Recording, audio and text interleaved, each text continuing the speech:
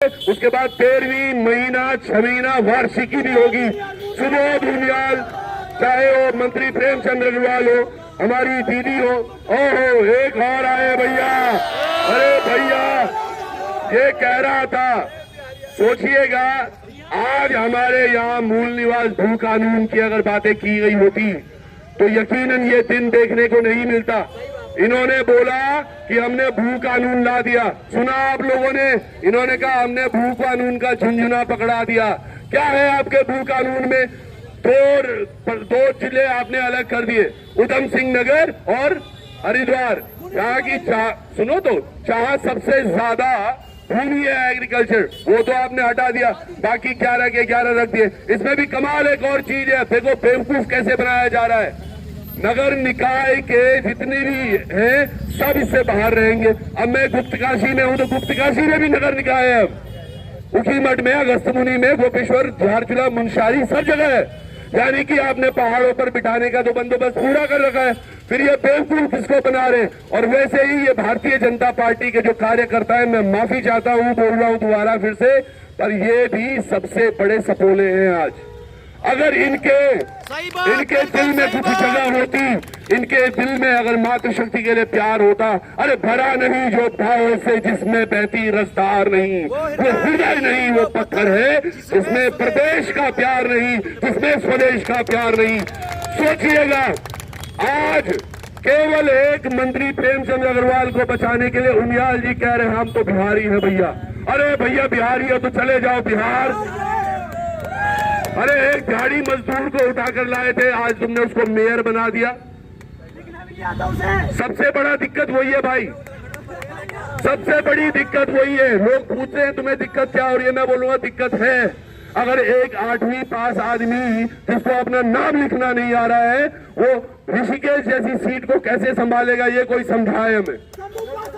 जो शपथ पढ़ नहीं पा रहा, जिस शपथ में अब हमारे ही मंत्री प्रेमचंद अग्रवाल जी संतु संतु संतु करे जा रहा है, उसको पढ़ना लिखना नहीं आ रहा है। बताइए, ऐसे नेताओं को हमने सर पर बिठा रखा है, आखिर कब तक? और ये जो लोग हैं भाजपा के, जो मैंने बोला, इनको समझ नहीं आ रहा है कि हम सपोर्ट किसको कर रहे हैं। इनको दिल में दर्द नहीं हो रहा होगा क्या कि यार हम सपोर्ट कर किसको रहे हैं, जिसको पढ़ना नहीं आ रहा है। एक नेता क्या होता था, आइडल होता था ना, यार नेताजी हमारे सुभाष चंद्र बोस जी हमारे आइडल हैं, मैं इनके जैसा बनना चाहता हूँ। मैं चाहता हूँ मेरे बच्चे स्वामी विवेकानंद जी के जैसे, सुभाष चंद्र बोस जी के जैसे बने, भगत सिंह के जैसे बने। कैसे बोल दूंगा मैं मेरे बच्चे पासवान के जैसे बन जाए? क्या चाहती है जनता? ये क्या चाहते हैं भाजपा के छुटपैये नेता कि इनका जो बेटा होगा, इनका जो बच्चा होगा, वो प्रेमचंद अग्रवाल के जैसे बन जाए? छोड़, या शंभू पासवान के जैसे बन जाए? ये बड़ी अकल की बात है, बड़ी शक्ल की बात है साहब। आज 25 वर्ष हो चुके हैं, जिनको लगता होगा ये राजनीति कर रहे हैं हम अगर ऐसी राजनीति से अगर उत्तराखंड का भला होना है, हम यही राजनीति करेंगे और यकीनन आगे ऐसे ही करते रहेंगे। अभी हमारे तमाम साथियों ने बहुत सारी बातें बोली है, उनका मैं भरपूर समर्थन करता हूँ।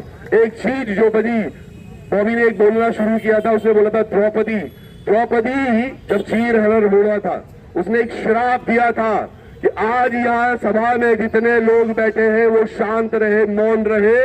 मेरा श्राप है कि ये मौन हो जाएंगे जल्दी और मर जाएंगे।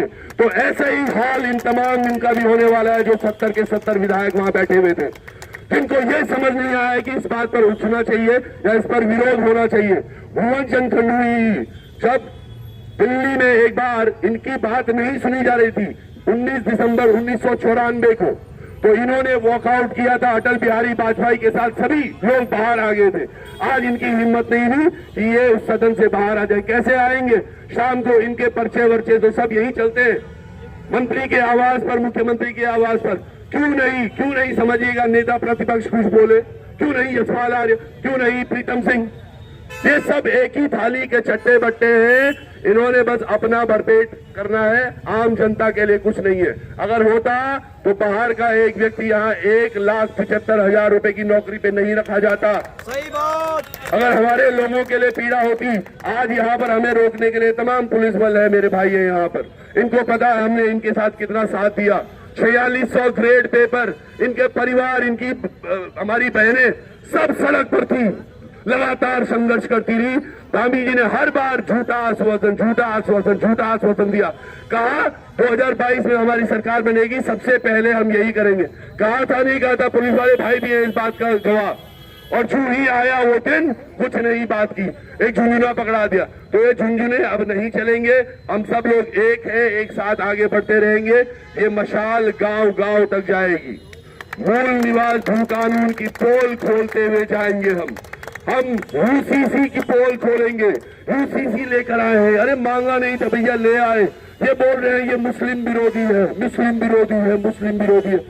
और भाजपा के जो छुटपैये हैं वो तो खुश हो गए, उनको पता ही नहीं ये मुस्लिम विरोधी। मेरे को ये समझाए कोई, अगर एक व्यक्ति, एक मुस्लिम व्यक्ति हमारी किसी बिटिया के साथ रहना शुरू कर देता है तो उसको तो सरकार ठप्पा दे रही है। अब यही तो यूसीसी है, लिव इन रिलेशनशिप के लिए आपने तो प्रेरित किया।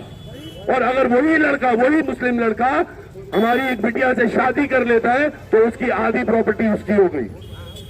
ये सरकार ने ठप्पा दिया है। ये किस बात पे बोल रहे हैं कि हमने यूसीसी इतना अच्छा ले आए? पहले तो हमने मांगा ही नहीं था। लाए हो तो किसके लिए लाए हो? ये लाए इसलिए है ताकि परिसीमन, वो बहुत सारी चीजें हैं जिन पर अब बात करेंगे, बिल्कुल बुद्धि विवेक से हर व्यक्ति को आगे साथ लेकर चलेंगे, उनको बताएंगे दिक्कतें कहाँ है जो ठीक करनी है हमें। और आप सब लोगों का सहयोग चाहिए, इसी तरह चाहिए। ये मशाल आगे बढ़ती रहेगी, ज्यादा समय मैं नहीं लूंगा। और जितने लोग यहाँ पहुंचे हैं आप सब लोगों का मैं तहे दिल से धन्यवाद करता हूँ। ऋषिकेश में आए हुई जनता का धन्यवाद करता हूँ। हरिद्वार में, चंबा में, टिहरी में, हल्द्वानी में, जहां जहां आज ये मशाल का कार्यक्रम हुआ है, आप सब लोग बहुत बहुत बधाई के पात्र हैं। और लगता है आप जिंदा हैं, तो ये जिंदा हमें रहना होगा और आगे अपने उत्तराखंड के लिए एक बनाना होगा। बोलो जय पहाड़ी, जय पहाड़ी।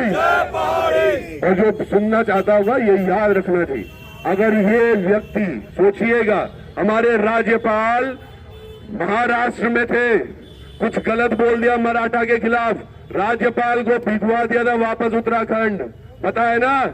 अगर ये चीज वहां होती तो आज ये काम उत्तराखंड में होना है। जिसको बुरा लगे, भला लगे, जैसा मर्जी हो, ये राज्य पहाड़ की अस्मिता के लिए बनाया गया था, पहाड़ियों के लिए बनाया गया था, और हम उसका अक्षरशः पालन करेंगे। जय पहाड़ी।